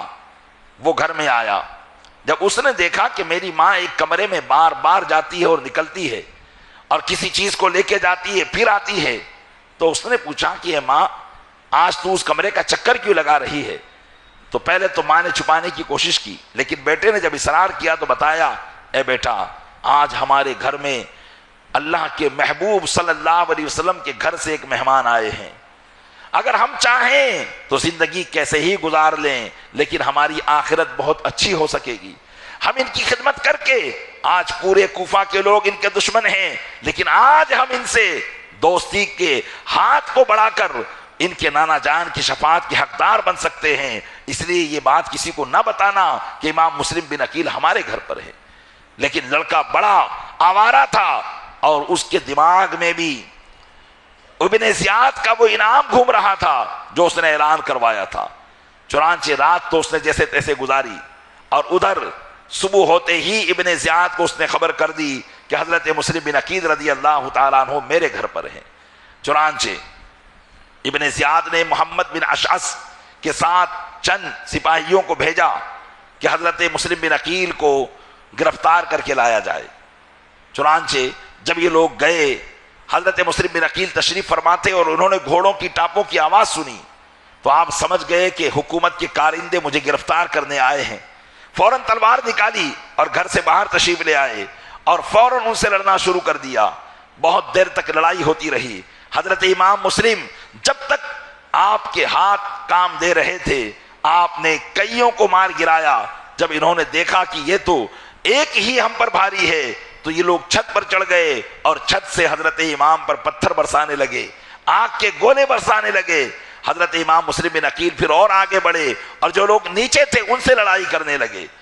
اتنے میں حضرت امام مسلم بن عقیل پر ایک شخص نے ایسا وار کیا کہ آپ کے اوپر کا ہونٹ کٹ گیا اور نیچے کے 2 دانت بھی آپ کے شہید ہو گئے۔ حضرت امام مسلم بن عقیل کے منہ سے ایک خون کا فوارہ اڑا اور آپ نڈھال ہو کر ایک دیوار کے سہارے کھڑے ہو گئے۔ اتنے میں محمد بن اشعث جو اس لشکر کا سالار تھا اس نے کہا، اے مسلم بن عقیل ہم آپ کو امان دیتے ہیں۔ حضرت امام مسلم نے فرمایا کہ مجھے کیا تم امان دو گے؟ اس نے کہا کہ نہیں، ہم آپ کو امان دیتے ہیں۔ تمام سپاہیوں نے کہا کہ ہم آپ کو امان دیتے ہیں، بس آپ ایک مرتبہ ابن زیاد کے دربار میں چلیے۔ حضرت امام مسلم بن عقیل نے فرمایا، اگر تم مجھے امان دیتے ہو تو میں تمہاری بات قبول کرتا ہوں۔ یہ کہنے کے بعد آپ نے اپنی تلوار نیام میں رکھ لی اور گھوڑے پر تشریف فرما ہوئے ان لوگوں نے آپ کو پکڑا اور ابن زیاد کے دربار میں لے گئے۔ ابن زیاد کے دربار کے باہر آپ کو بٹھایا اور خود محمد بن اشعث اندر گیا اور کہا کہ اے سردار، ہم نے مسلم بن عقیل کو گرفتار کر لیا ہے لیکن ہم نے ان کو امان دیا ہے۔ تو ابن زیاد نے کہا کہ تمہیں امان دینے کا حکم کس نے دیا تھا؟ لہذا میں تمہاری امان کو کل عدم قرار دیتا ہوں۔ تمہاری امان کسی بھی طریقے سے کوئی بھی کارگر ثابت نہیں ہوگی۔ جب محمد بن اشعث نے یہ بات سنی تو ابن زیاد کے غصے کے آگے وہ بھی کچھ نہ بول سکا۔ حضرت امام مسلم بن عقیل رضی اللہ تعالیٰ عنہ گورنر ہاؤس کے دروازے پر تشریف فرما تھے کہ آپ کو پیاس ستا رہی تھی۔ آپ نے کسی سے کہا کہ مجھے پانی پلا دو، چنانچہ پانی بھر کر لایا گیا، لیکن کٹورا جیسے ہی آپ نے اپنے ہونٹوں سے لگایا ہونٹ کا سارا خون کٹورے میں آ گیا اور آپ پانی نہ پی سکے۔ اتنے میں ابن زیاد نے آپ کو اندر بلوایا اور حضرت امام مسلم بن عقیل رضی اللہ تعالیٰ عنہ کے سامنے کہنے لگا کہ اے مسلم، لوگ یہاں پر آرام سے رہ رہے تھے، عیش اور سکون کے ساتھ رہتے تھے، تم نے آ کے لوگوں کے درمیان فتنہ پیدا کر دیا ہے، بھائی کو بھائی سے لڑا دیا ہے، لوگوں کو حکومت کے خلاف اکسا دیا ہے، تم ایک فتنہ گر آدمی ہو، فتنہ کرنے کے لیے کوفہ میں آئے تھے۔ حضرت امام مسلم بن عقیل رضی اللہ تعالیٰ عنہ نے جب یہ سنا تو آپ نے فرمایا کہ میں فتنہ کرنے آیا تھا؟ میں تو خاندان اہل بیت کا ایک فرد ہوں اور میں تو یہاں عدل و انصاف قائم کرنے آیا تھا۔ تیرا امیر جس کو تو امیر کہتا ہے اس نے حرمات شرعیہ کو حلال کر لیا ہے، محرمات شرعیہ کو ختم کر دیا ہے، اس کے اس معاملے کو روکنے کے لیے میں یہاں پر آیا تھا۔ جب حضرت ابن عقیل رضی اللہ تعالیٰ عنہ نے یہ ساری باتیں اس کے سامنے کہی تو ابن زیاد آگ بگولا ہو گیا اور کہنے لگا کہ تم صاف صفائی کی بات کرتے ہو، انصاف کی بات کرتے ہو، اور مدینہ منورہ میں بیٹھ کر جب شراب پیا کرتے تھے جب تمہارا انصاف کہاں گیا تھا؟ حضرت ابن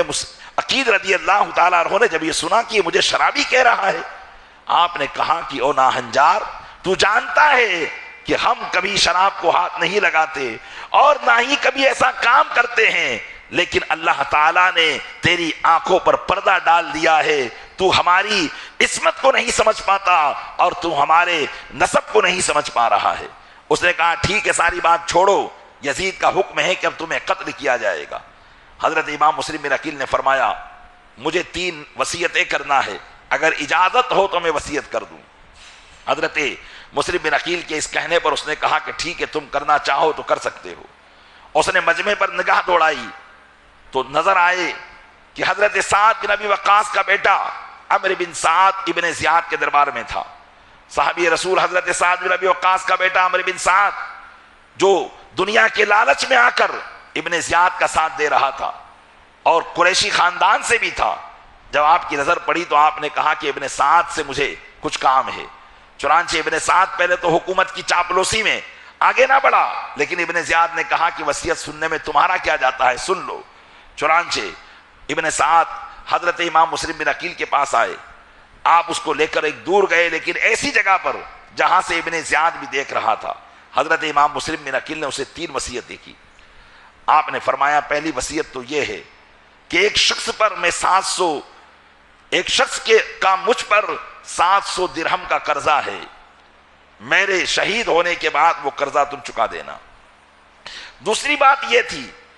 کہ جب یہ مجھے شہید کر ڈالے تو میری لاش کو دفنا دینا۔ اور تیسری بات یہ ہے کہ امام علی مقام کو میں نے خط لکھ دیا ہے،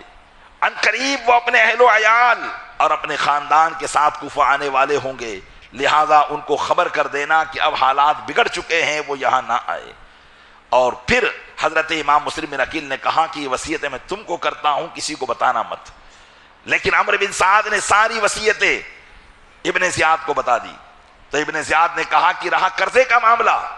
تو اے ابن سعد وہ تمہاری مرضی ہے، تم ادا کرو یا نہ کرو۔ اور رہی بات یہ کہ امام علی مقام کے امام حسین کے آنے کا معاملہ، تو ہم ان کو کوئی خبر نہیں کریں گے، اگر وہ یہاں آئے تو ان کے ساتھ بھی وہی سلوک کیا جائے گا جو تمہارے ساتھ کیا جائے گا۔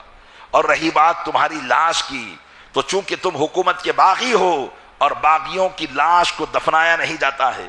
تمہاری لاش کو سرے بازار لٹکا دیا جائے گا تاکہ لوگ تمہاری موت سے عبرت پکڑے، اور تمہیں ایسی موت مارا جائے گا تاکہ لوگ کبھی بھی یزید کے خلاف آواز اٹھانے میں سوچے سمجھے۔ چنانچہ حضرت مسلم بن عقیل نے فرمایا کہ تجھ سے کبھی اچھائی کی بات نہیں ہو سکے گی۔ اور پھر آپ نے کلمہ طیبہ اور استغفار پڑھنا شروع کیا۔ ابن زیاد نے اپنے جلاد کو بلایا اور کہا کہ انہیں گورنر ہاؤس کی چھت پر لے جاؤ اور بری طریقے سے قتل کر کے ان کے سر کو دھڑ کے ساتھ گورنر ہاؤس سے نیچے پھینک دو۔ چنانچہ حضرت امام مسلم بن عقیل کو اوپر لے جایا گیا، شہید کر کے آپ کے جسم مبارک کو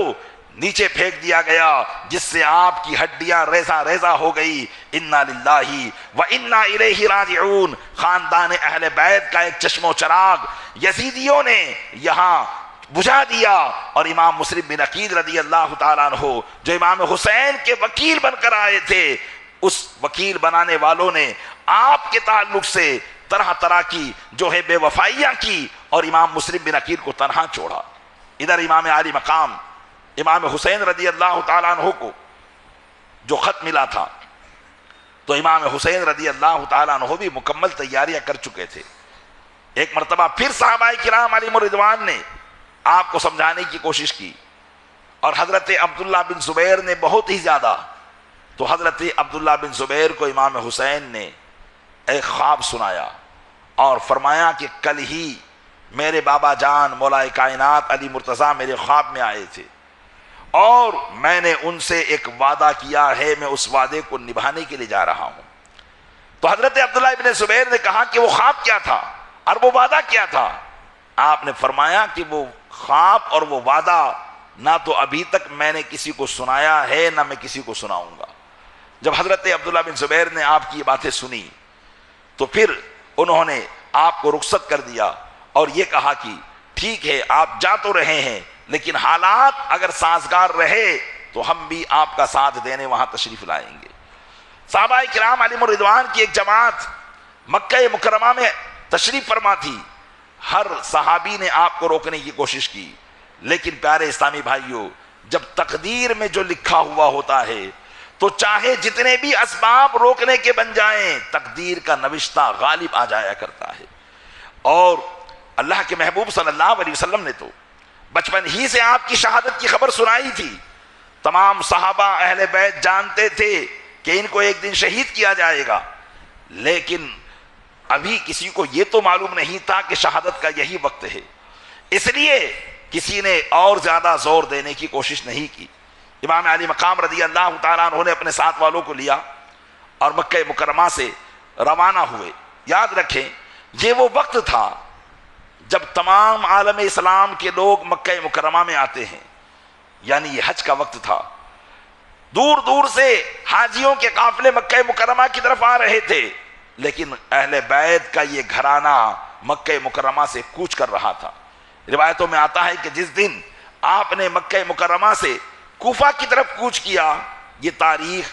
ذی الحجہ کی 3 تاریخ تھی، یعنی بقرعید کے مہینے کی 3 تاریخ تھی۔ اب آپ سوچ سکتے ہیں کہ حج کو دن ہی کتنے باقی تھے۔ حاجیوں کے قافلے چاروں طرف سے رواں دواں تھے۔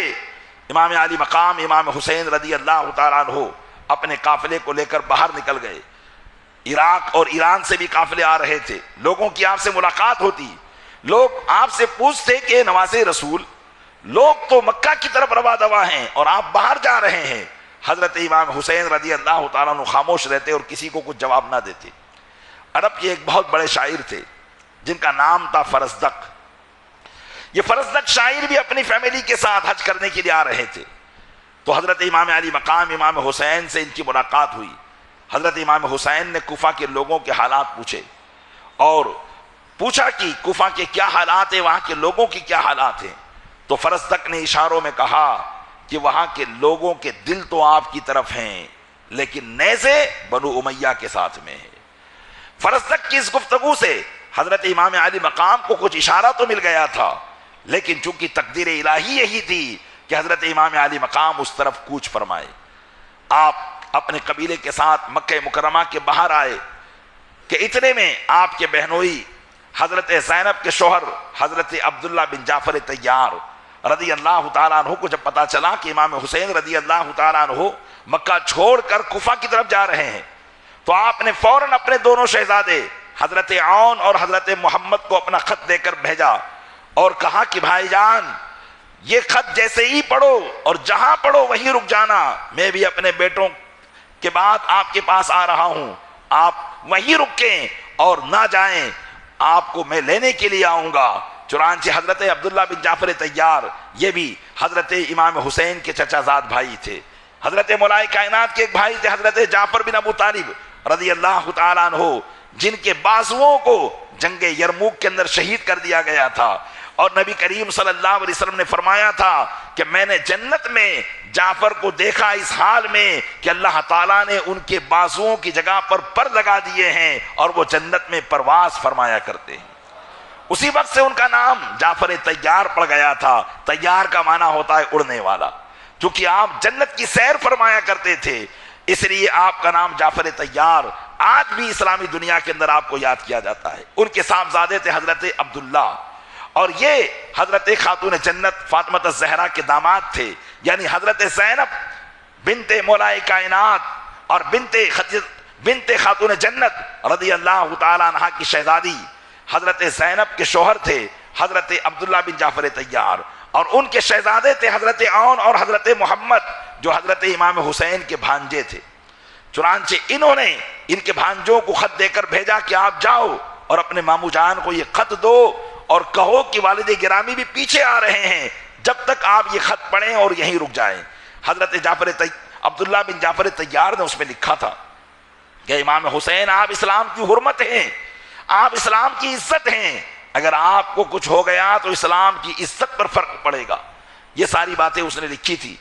اور کہا تھا کہ آپ مکہ مکرمہ واپس آ جائیں، میں مکہ کے گورنر کے پاس جا کر آپ کے لیے امان لے کر آتا ہوں۔ چنانچہ حضرت عبداللہ بن جعفر پہلے مکہ کے گورنر کے پاس گئے اور امام حسین رضی اللہ تعالیٰ عنہ کے لیے اس نے ان سے امان طلب کیا،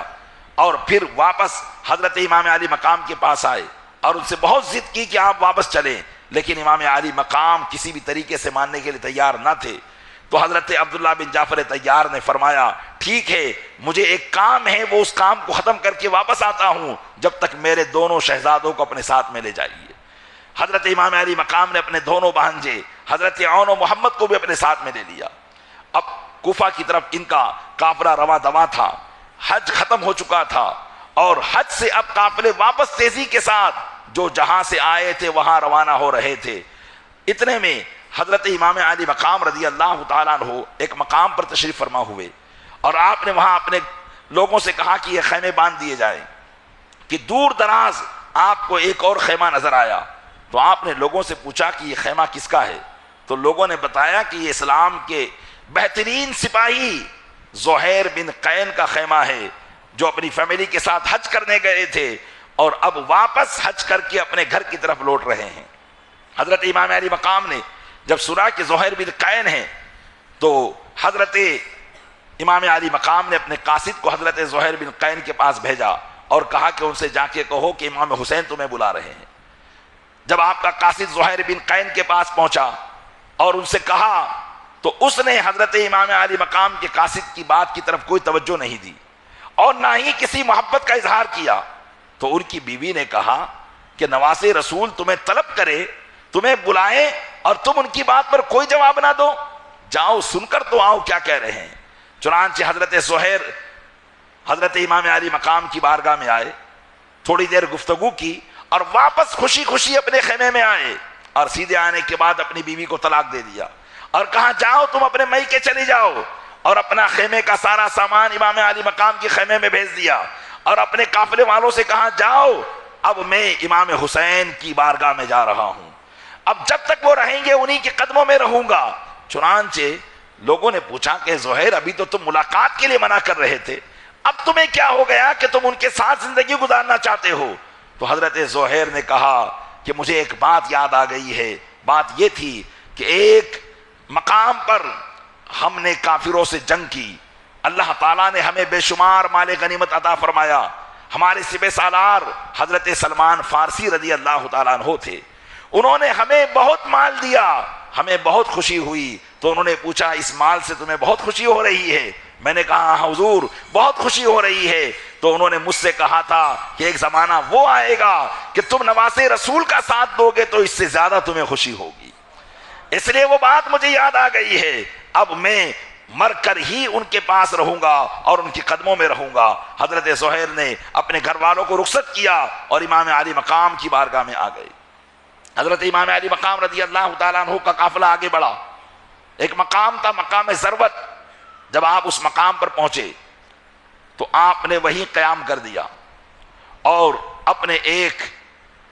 جانثار حضرت قیس بن مسہر رضی اللہ تعالیٰ عنہ کو بلایا اور کہا کہ اب یہاں سے کوفہ بہت قریب ہے، جاؤ اہل کوفہ کو خبر کر دو۔ ابھی تک امام حسین کو امام مسلم بن عقیل کی شہادت کی خبر اور کوفہ کے حالات کے بدل جانے کی خبر نہ تھی، فرمایا کہ جاؤ جا کر خبر کر دو کہ ہم بالکل قریب آ چکے ہیں اور ان قریب کوفہ میں پہنچنے والے ہیں۔ حضرت قیس بن مسہر رضی اللہ تعالیٰ عنہ روانہ ہوئے، لیکن جیسے ہی آپ مقام قادسیہ پر پہنچے، اور یہ مقام قادسیہ کوفہ اور بصرہ کے درمیان والا ایک شہر تھا، تو آپ مقام قادسیہ پہنچے، ابن زیاد نے وہاں پر یزیدی سپاہی لگا دیے تھے کہ جیسے ہی حسین کی طرف سے اگر کوئی قاصد آئے تو اسے فوراً گرفتار کر کے ہمارے پاس پہنچا دیا جائے۔ چنانچہ ان یزیدی سپاہیوں نے حضرت قیس بن مسہر رضی اللہ تعالیٰ عنہ کو گرفتار کر کے ابن زیاد کے پاس پہنچا دیا۔ حضرت قیس بن مسہر گورنر ہاؤس میں پہنچے، ابن زیاد نے حضرت قیس بن مسہر سے حال اور خیریت دریافت کرنے کے بعد کہا کہ اگر تم اپنی خیریت چاہتے ہو اور بچنا چاہتے ہو تو چھت پر چڑھ کر یزید اور یزید بن معاویہ اور معاویہ بن ابو سفیان کی تعریف کرو اور حسین بن علی اور علی بن ابو طالب کی برائیوں کو بیان کرو۔ چنانچہ حضرت قیس بن مسہر اس کام کے لیے تیار ہو گئے، آپ کو گورنر ہاؤس پر پہنچایا گیا۔ حضرت قیس بن مسہر نے لوگوں کو جمع کیا اور جمع کرنے کے بعد امام علی مقام کی شان میں خطبہ پڑھا،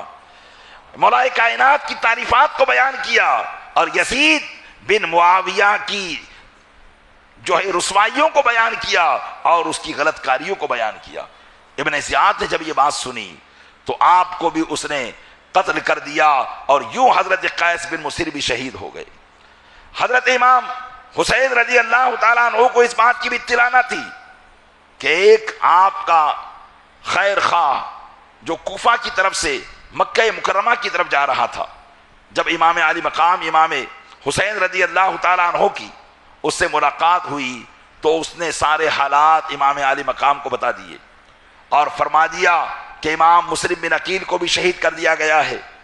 ان کے دوست حضرت ہانی بن عروہ کو بھی شہید کر دیا گیا ہے، اور آپ نے جس کو قاصد بنا کر بھیجا تھا حضرت قیس بن مسہر کو بھی شہید کر دیا گیا ہے۔ لہذا اے امام حسین آپ چاہتے ہیں تو یہاں سے واپس پلٹ جائیں۔ حضرت امام حسین رضی اللہ تعالیٰ عنہ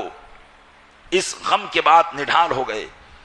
لیکن آپ نے فرمایا کہ قافلے میں سے کسی بھی شخص کو یہ بات نہ بتانا۔ حضرت امام مسلم بن عقیل کی شہزادیاں اور شہزادے حضرت امام حسین کے ساتھ میں تھے۔ آپ نے سب کو جمع کیا اور لوگوں کو بتایا کہ لوگوں، اب کوفہ کے وہ حالات جو ہم سمجھ رہے تھے کہ وہاں کے لوگوں نے ہمارے لیے پھول بچھا رکھے ہیں، اب وہ حالات نہیں ہیں۔ اور پھر حضرت مسلم بن عقیل کی شہادت کی خبر دی اور سارے معاملات کی خبر دی۔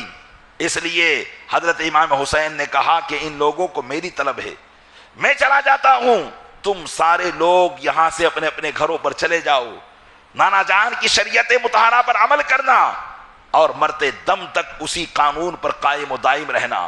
چنانچہ سارے لوگ کہنے لگے، اے امام علی مقام، آپ کیسی بات کر رہے ہیں؟ ہم آپ کو دشمنوں کے نرغے میں چھوڑ کر چلے جائیں اور آپ کے شہید ہو جانے کے بعد عیش و آرام کی زندگی گزاریں؟ قسم خدا کی، آپ کے بعد تو ہماری زندگی بالکل بیکار ہے۔ ہم تو یہ چاہتے ہیں کہ ہم آخری دم تک آپ کے ساتھ رہیں، اور جب ہمارے خون حاضر ہوں تو آپ کے اوپر خون کی ایک چھینٹا نہ پڑ پائے اور کوئی بھی تلوار آپ کے اوپر نہ آئے۔ حضرت امام علی مقام نے بہت کہا لیکن کوئی سمجھنے کے لیے تیار نہ ہوا۔ امام علی مقام رضی اللہ تعالیٰ عنہ نے سب کو دعائیں دی۔ حضرت مسلم بن عقیل کے بھائی بھی آپ کے ساتھ میں تھے۔ آپ نے فرمایا کہ اب تو ہم پر مسلم بن عقیل کا جو ہے قصاص اب ہمارے لیے ضروری ہو گیا ہے، ہم اس وقت تک آپ کے ساتھ رہیں گے جب تک کہ اپنے بھائی کا قصاص نہ لے لیں گے۔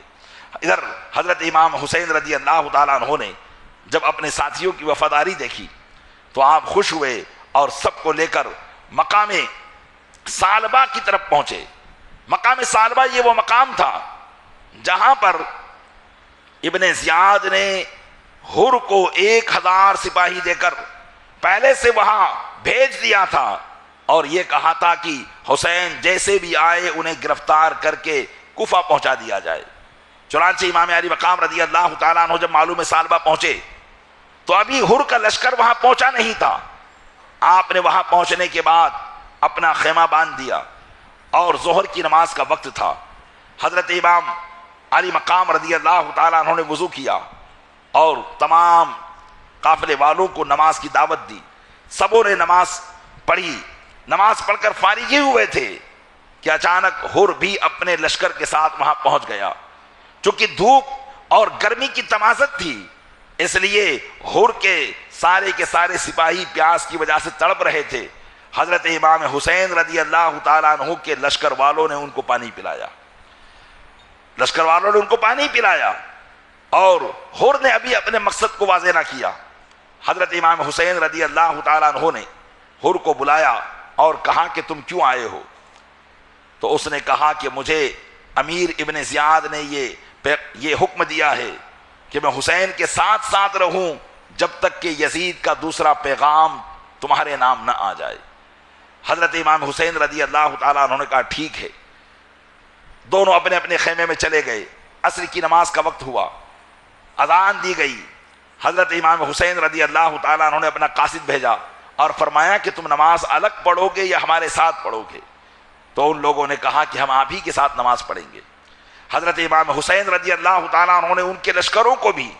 اور اپنے والوں کو بھی سب کو نماز پڑھائی، اور نماز جب ختم ہو گئی فرض پڑھنے کے بعد حضرت امام حسین کھڑے ہوئے اور خطبہ پڑھا، اللہ اور رسول کی تعریف بیان کی اور پھر کہا کہ اے لوگوں، کیونکہ اس میں اکثریت جو تھی وہ کوفہ کے لوگوں کی تھی، کہنے لگے کہ اے لوگوں، جیسا کہ تمہیں معلوم ہے کہ تم نے مجھے بلایا ہے، میں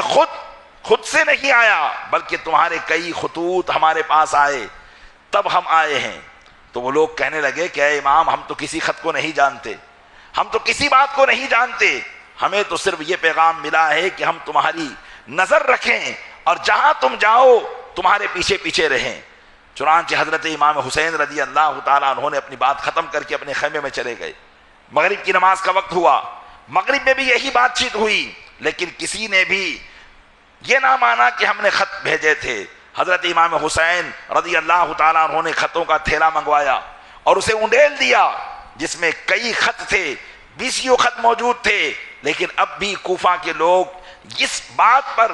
منکر تھے کہ ہم نے کوئی خط آپ کو نہیں لکھا ہے۔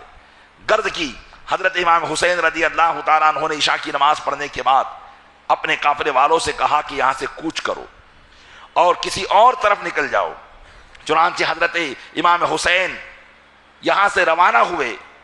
تو ہر کے لشکر نے بھی حضرت امام حسین کا پیچھا کیا اور انہیں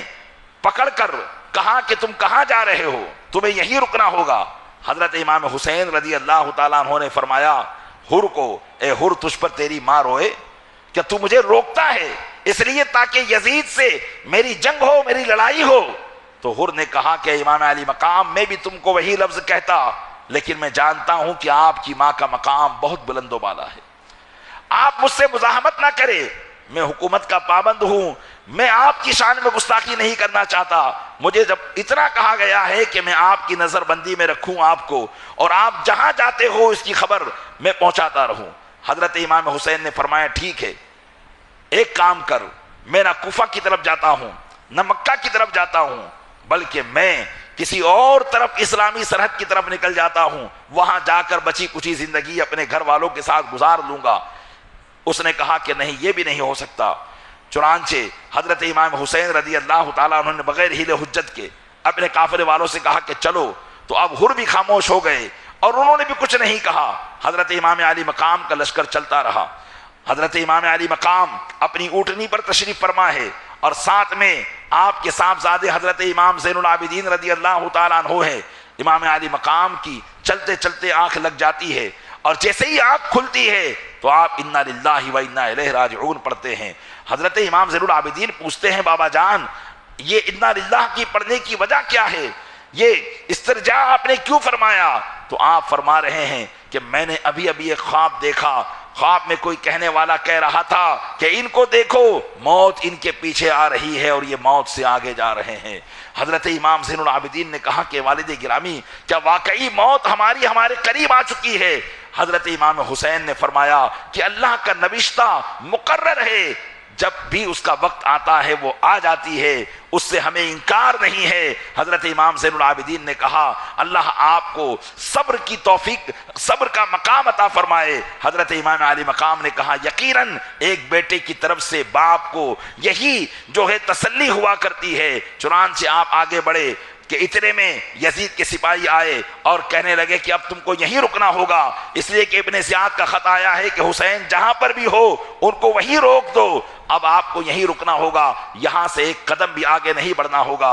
حضرت امام حسین نے فرمایا اچھا اس جگہ کا نام کیا ہے، بتایا جائے یہ کون سی جگہ ہے؟ تو لوگوں نے بتایا کہ اسے کربلا کہا جاتا ہے، اسے کربلا کہا جاتا ہے۔ حضرت امام علی مقام نے جب یہ بات سنی تو آپ نے اپنے قافلے والوں سے بتایا کہ لوگوں یہی کربلا ہے، ہادی موضع کرب و بلا، یہی کرب و بلا کی جگہ ہے، یہی مصیبتوں کی جگہ ہے، یہی وہ جگہ ہے جہاں ہمیں شہید کیا جائے گا، اور یہی وہ جگہ ہے جہاں ہماری لاشوں پر گھوڑے دوڑائے جائیں گے۔ اس لیے حضرت امام علی مقام کو بھی اب وہ پیشین گوئیاں جو نانا جان نے کی تھی، جو والد گرامی نے کی تھی، وہ سب یاد آ رہی تھی، اور آپ سمجھ گئے تھے جب قدرت کا فیصلہ یہی ہے کہ مجھے یہیں رکنا ہے، اس لیے آپ نے اپنے لشکر والوں کو وہیں رکنے کا جو ہے حکم صادر فرما دیا۔ سارے لشکر کے لوگ وہیں اتر گئے اور خیمے باندھنے لگے۔ چنانچہ امام علی مقام رضی اللہ تعالیٰ عنہ یہ جس دن مکہ مکرمہ سے روانہ ہو کر کربلا کے میدان میں پہنچے، یہ محرم الحرام کی پہلی تاریخ تھی اور سن 61 ہجری کا جو ہے پہلا دن تھا۔ حضرت امام علی مقام اپنے اصل مقام پر پہنچ چکے تھے جہاں سے اللہ تبارک و تعالیٰ نے ان کو شہادت کا مقام عطا کر کے رہتی دنیا تک زندہ و جاوید فرمانا تھا۔ حضرت امام علی مقام امام حسین رضی اللہ تعالیٰ عنہ کی حیات مبارکہ اور آپ کا اس طریقے سے سفر کرنا اور کوچ کرنا اور اللہ کے ہر فیصلے پر راضی برضا رہنا اور مصیبتوں پر صبر کرنا اور اتنے عالی خاندان ہونے کے باوجود عاجزی اور انکساری اختیار کرنا، پیارے اسلامی بھائیوں، یقیناً ہمارے لیے درس ہدایت ہے۔ روشنی کا مینار ہے، لہذا ہم ان کی زندگی کے ان واقعات کو صرف اور صرف واقعہ سمجھ کر نہ سنیں، بلکہ اپنی زندگی میں بھی ایسے موڑ پر ان کی زندگی کو سامنے رکھ کر صبر کرنے کی کوشش کریں، اللہ کا شکر بجا لانے کی کوشش کریں کہ یقیناً ایک مسلمان کے لیے کامیابی یہی ہے کہ وہ اپنے رب کی رضا پر راضی رہے، اس کی تقدیر پر راضی رہے اور اس پر ایمان لائے، یہی اس کی کامیابی کا راستہ ہے۔ اللہ تعالیٰ اپنے محبوب صلی اللہ علیہ وسلم کے صدقے میں ہمیں امام عالی مقام کے فیضان سے مالا مال فرمائے اور ان کے نقش قدم پر چلنے کی توفیق عطا فرمائے، آمین بجاہ النبی الامین صلی اللہ علیہ وسلم۔